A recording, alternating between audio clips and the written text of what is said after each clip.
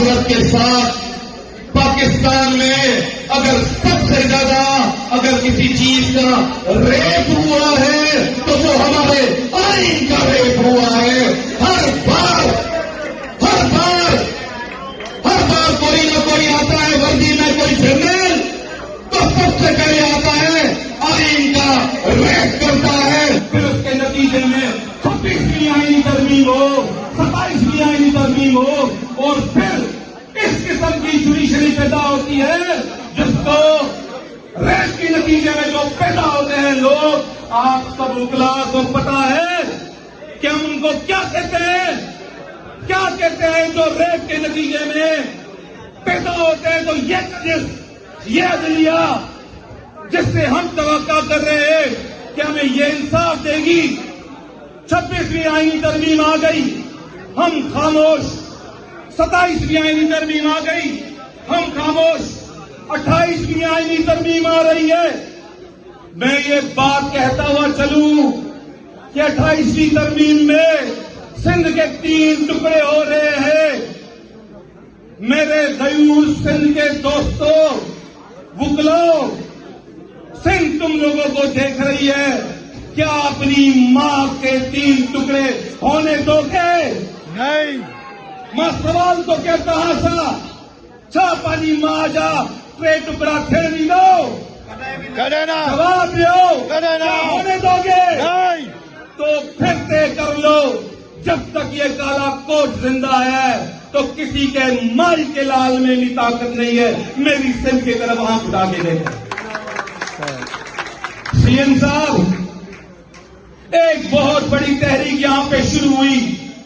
سندھ کے غیور لوگ, سندھ کے غیرت مند لوگ, جب ہماری دھرتی کی بات ہوئی, پانی کی بات ہوئی, تو کراچی سے یہ غیور لوگ جا کے وہاں پر سکھر میں بیٹھے, اور یقین کرے 15 دن وہاں پر بیٹھ گئے. مجھے آج بھی وہ ماں یاد ہے. ایک بوڑھی خاتون آئی, وہ بوڑھی خاتون آئی, اس کے پاس چند روٹیاں اور لسی تھی. تو میں نے کہا اماں یہ کیا لے کر آئی ہو؟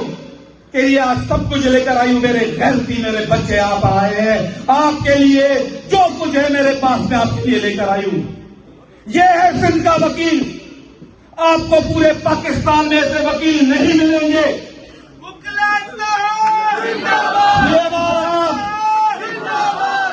یہ ایسے وکیل نہیں ملیں گے.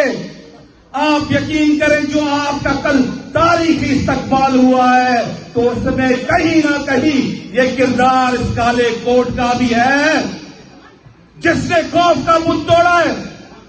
تو آپ سے بڑی توقع ہے, آپ سے بڑی توقع ہے کہ میری گزارش ہے کہ ایک بہت بڑا لائرز کا کنونشن بلائیے. سہیل آفرین صاحب, میں آپ سے مخاطب ہوں, آپ پورے پاکستان سے اس کالے کوٹ کا کنونشن بلائیں کہ ہماری بات رکھیں کہ یہ آئینی ترامیم, یہ 2 نمبر ترامیم جو ہو رہی ہے اس کے اوپر ایک بہت بڑا کنونشن ہونا چاہیے, اور بات ہونی چاہیے کہ یا تو یہ پھر من رہے گا یا پھر یہ ججز رہیں گے, یا پھر یہ وہ لوگ رہیں گے جن کا نام اٹھاتے ہیں تو پھر کہتے ہیں کہ یہ وردی والے ہیں. دوستو بات کرنے دو, 2 منٹ کی بات کروں گا. بات یہ ہے کہ جب بھی کبھی اس ملک پہ وار ہوتا ہے تو دیکھا جاتا ہے کہ اس کے تانے بانے کہاں چلے جاتے ہیں. دوستو ہمارے اوپر ہم نہیں سنیں گے اب ان کی. یہ بھومرز ہیں, یہ وہ بھومرز ہیں, ان کا ٹائم ختم ہو چکا ہے. ان کو بولو آپ سے نہ ہمیں کوئی ڈر ہے. کیوں کہ آپ لوگ خود ایک ڈرپوک لوگوں, آپ اتنے ڈرپوک ہو کہ ایک بندے کا نام لینے سے ڈرتے ہو, پھر کہتے ہو اس کا, اس کے